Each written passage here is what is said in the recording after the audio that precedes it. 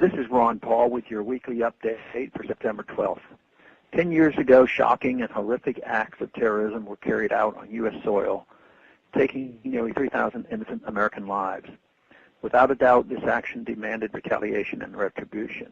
However, much has been done in the name of protecting the American people from terrorism that has reduced our prosperity and liberty and even made us less safe.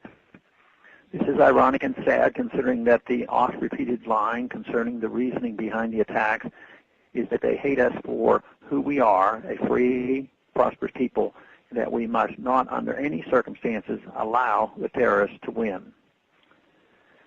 Though it is hard for many to believe, honest studies show that the real motivation behind the September 11th attacks and the vast majority of other instances of suicide terrorism is not that our enemies are bothered by our way of life. Neither is it our religion or our wealth. Rather, it is primarily occupation. If you were to imagine for a moment how you would feel if another country forcibly occupied the United States, had military bases and armed soldiers present in our hometown, you might begin to understand why foreign occupation upsets people so much. Robert Pape has extensively researched this issue and goes in depth in his book, Cutting the Fuse, The Explosion of Global Suicide Terrorism and How to Stop It.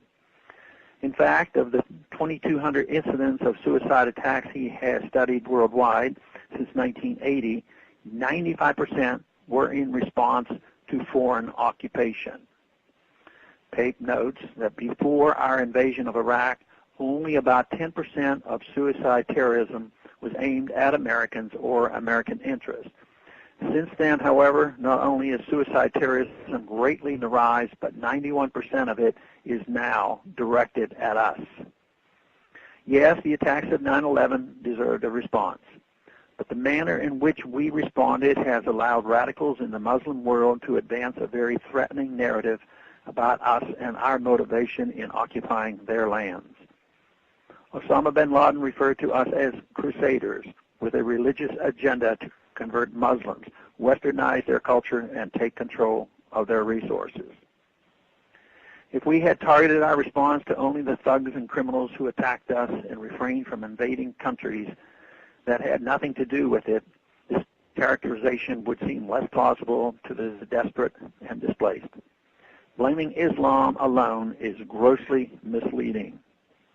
Instead, we chose a course of action that led to the further loss of 8,000 American lives, 40,000 wounded, and has left hundreds of thousands seeking help from the Veterans Administration. We are $3 to $4 trillion poorer. Our military is spread dangerously thin around the globe at the expense of protection here at home. Not only that, but we have allowed our freedoms to be greatly threatened and undermined from within. The Patriot Act, warrantless searches and wiretapping, abuse of habeas corpus, useless and humiliating circumstances at the airport are just a few examples of how we've allowed the terrorists to win by making our country less free. Suicide terrorism did not exist in Iraq before we got there. Now it does. There are no known instances of Iranians committing suicide terrorism. If we invade and occupy Iran, expect that to change too. Sometimes it can be very uncomfortable to ask the right questions and face the truth. When a slick politician comes along and gives a much more soothing self-congratulation, it is very tempting to simply believe what we would like to hear. But listening to lies does not make us safer, even though it might make us feel better about ourselves.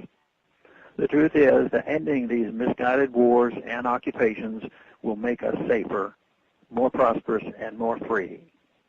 Thanks for calling this update. A new update is placed on this number, 888-322-1414, every Monday. The text can be found on my website, www.house.gov/Paul, under the heading Texas Straight Talk. Thanks for calling.